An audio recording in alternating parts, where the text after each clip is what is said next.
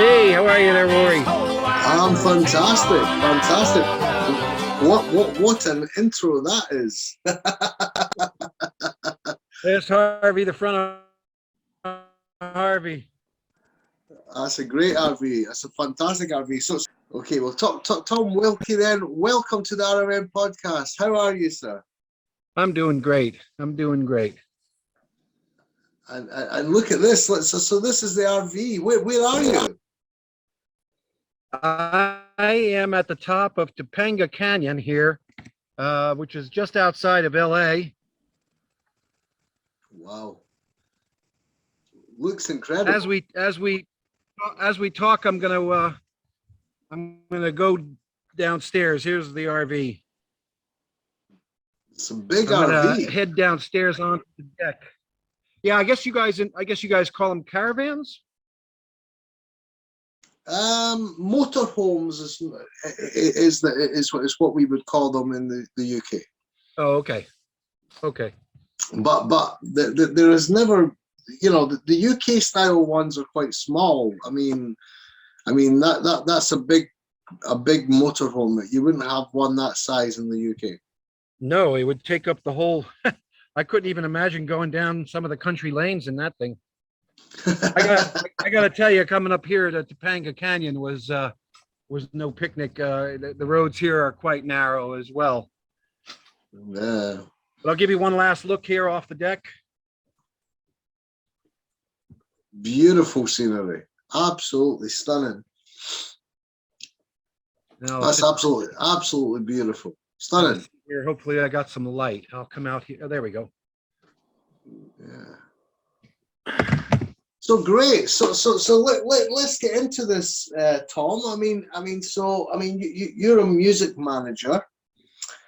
You work in the music industry, but currently you're on a bit of an adventure because you're living in an RV and you're traveling across America at the same time as. I am. I manage. My principal artist that I manage for the time being, is Guy Davis, who's an acoustic blues artist, just got nominated for his second Grammy. I know he's done an interview with you, and he tours all over the world.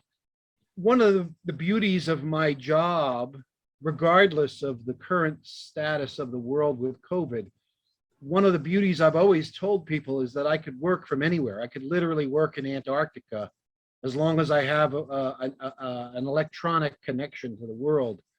And so in February of 2020, my landlord, who ironically lives out here in California, informed me that he was going to sell his house that I was renting for 15 years in New Hampshire.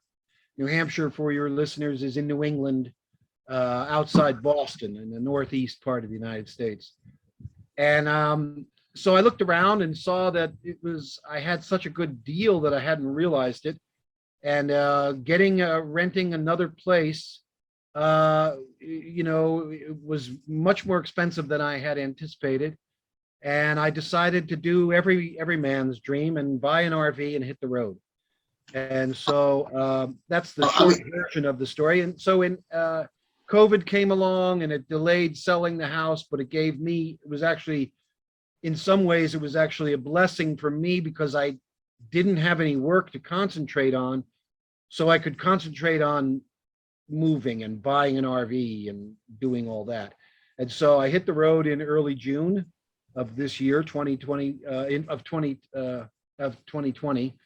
And then I drove across the country. I've been visiting friends along the way, both in the business and just personal friends, stopping across the way at their houses, for a couple of days. And then other things you can do when you're on the road. There's an organization that I joined that allows you to camp at their places like wineries and farms, and you can stay there for a night if you're self-contained like I am.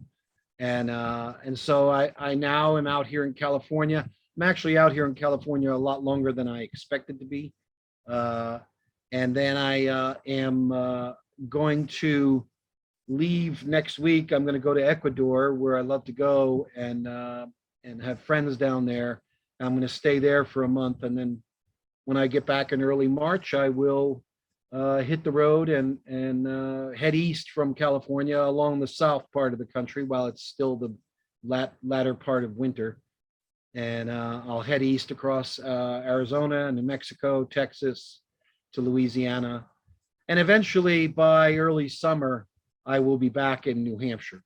But I don't know what it is that I'm going to do in my next step. People ask me, what are you going to do when you get back? I'm like, I don't know. I could be driving along here and have some town scream out my name, which a couple of towns along the way have done that.